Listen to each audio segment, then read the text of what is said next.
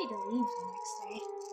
A few more buses and a taxi took us past the hot springs of Manakara and through Kasol into the river that we crossed by foot to stay in the village of Kalga. There we stayed in a guest house where we met a former employee of Yolo Campground. He told us that they had been unfair to him as well, making him pay for his stay there instead of paying him for his work, even asking him to cut his hair to impress the boss. We were happy to find a place where we felt comfortable enough to stay for some time.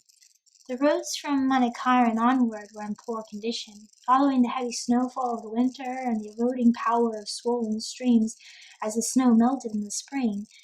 Coupled with the ever-growing amount of tourist vehicles making their way into what used to be an isolated mountain village, the roads are in great need of repair. We walked the next day towards Polga, a neighboring village.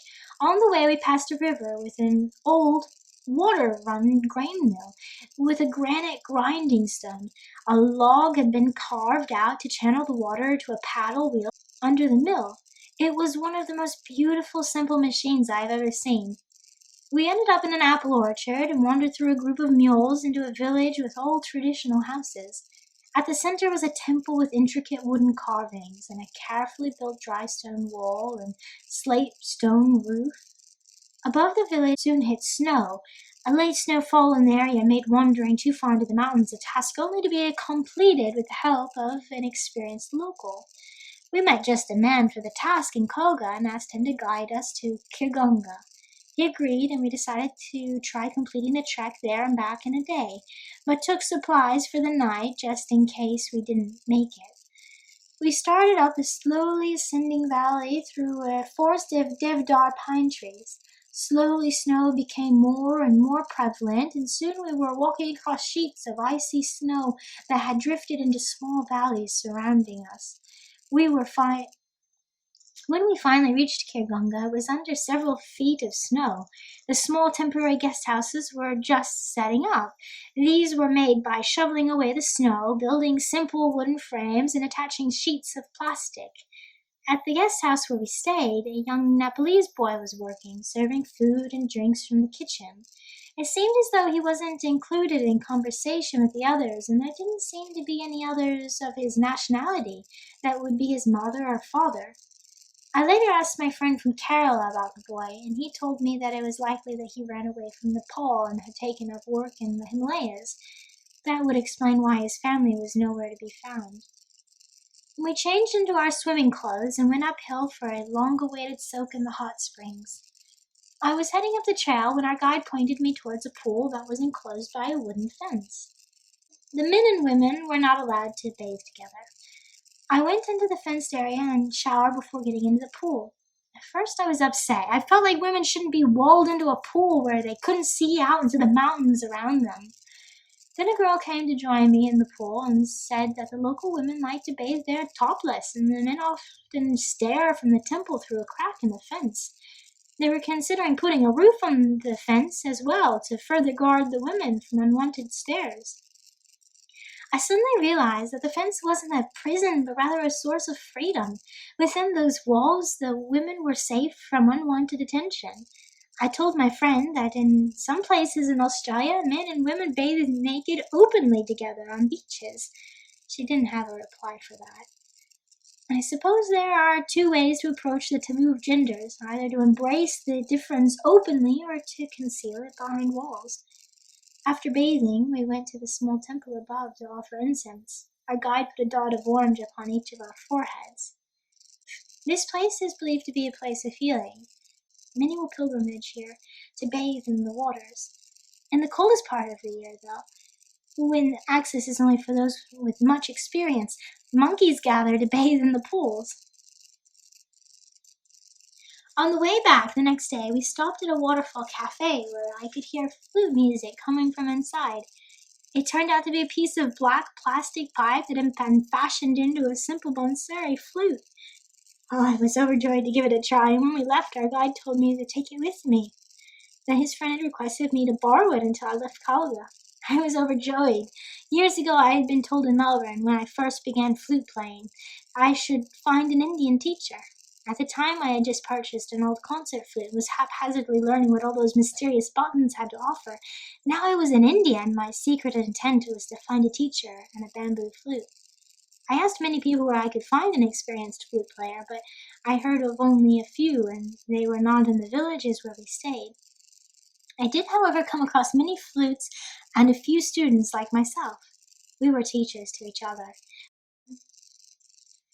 We passed many people on the way down the mountain. Many of these were locals carrying up food, materials, and mattresses for the approaching tourist season. This was all done by hand, or by strapping the material to the back, held up by a band across the forehead. While staying in Kalga, we didn't have any water service to our room. It was very early in the year for visitors, and the locals had just moved back into their own houses in the area. They spent the winter in warmer lower regions. My father, a man who has for years woken in the middle of the night to fix any and every sort of malfunction with several rental houses, was impatient with the problem. I hadn't really thought much about it. I can see why he felt the problem should be resolved, as he would have gone out of his way to immediately correct an issue of that sort for his own tenants. We managed to get a few buckets of hot water for our showers. I felt rude asking for the water, though, because I had to heat it by a fire in their boiler downstairs. The next day we left early and headed to Kasol. From there we walked to Chalal. On the way we met several workers, heading towards the same village to continue building a local guest house. We ended up staying at the same guest house. The workers were all very excited to make friends with us and requested many photos. The owner of the guest house wasn't nearly as friendly, though. He was a businessman, running his business to gain as much as he could. The additions that the workers were building would take the 3-story guest house up several more floors. The next day, we began the slow climb up to Rasol. We stopped often at small cafes to have tea and a rest. We wandered past rhododendrons 20 feet in height and past groups of mules carrying large loads of supplies, usually rocks. All day long we watched bags of fertilizer being hoisted by a motorized cable car into the village above. The last portion of our trek was very steep, and when we finally arrived in the village, we beheld the top of the cable car and a lot of locals sitting around the temple. The temple warned that visitors must not touch it, and we were directed by the crowd of people to a single path towards the large concrete guest houses above. On the way, 2 small boys with holes in the bottoms of their pants met us and asked if we would like a room for 3,000 rupees. I looked at them skeptically, and they shouted up to a woman above us. She corrected them. 300 rupees, they said. We agreed, and they led us to a guest house in the midst of expansion. We were exhausted and took the room.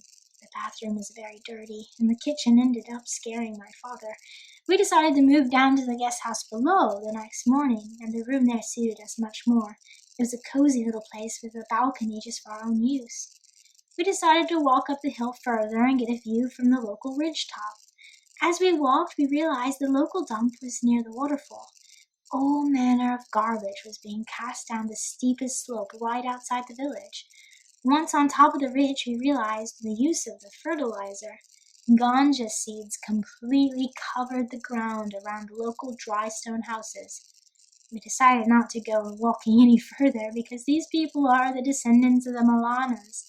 Within this village, no locals can be touched. They will not accept things directly from your hand. You mustn't touch their houses, and only certain paths are allowed to be walked by visitors. The Malanas themselves are much stricter, and we have heard that visitors are not being allowed as often in that area because their deity has told them that tourism has ruined their village. If these rules are broken, the Malanas must receive a fine from you in order to perform a sacrifice for purification.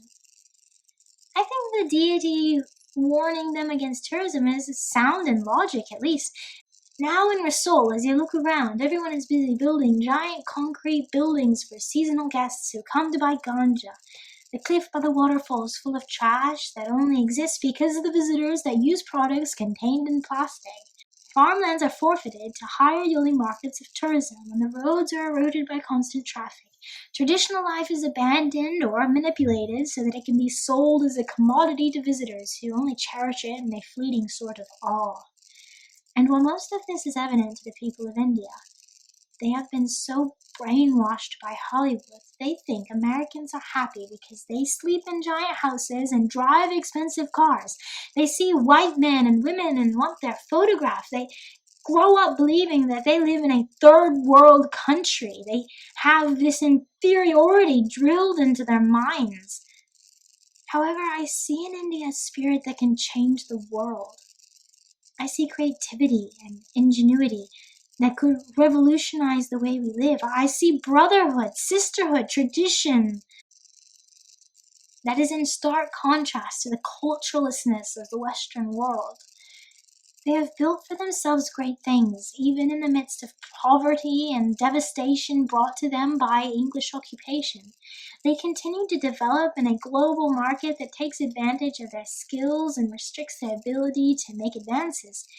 While I have seen terrible greed and mistreatment in India, I cannot say that these things do not occur in my own culture. I believe greed and mistreatment has only been disguised behind gilded nonsense and arbitrary boundaries. We left Rasol the next day and stayed in Kasol for the night. It was raining that evening, and we spent a good deal of the day inside. In the evening we saw a large animal perched in the Devdar pine outside. We believe we saw a greater glider, a large gliding squirrel-like creature. It must have been rare, because when we spoke to the locals about it, they said we must be mistaken.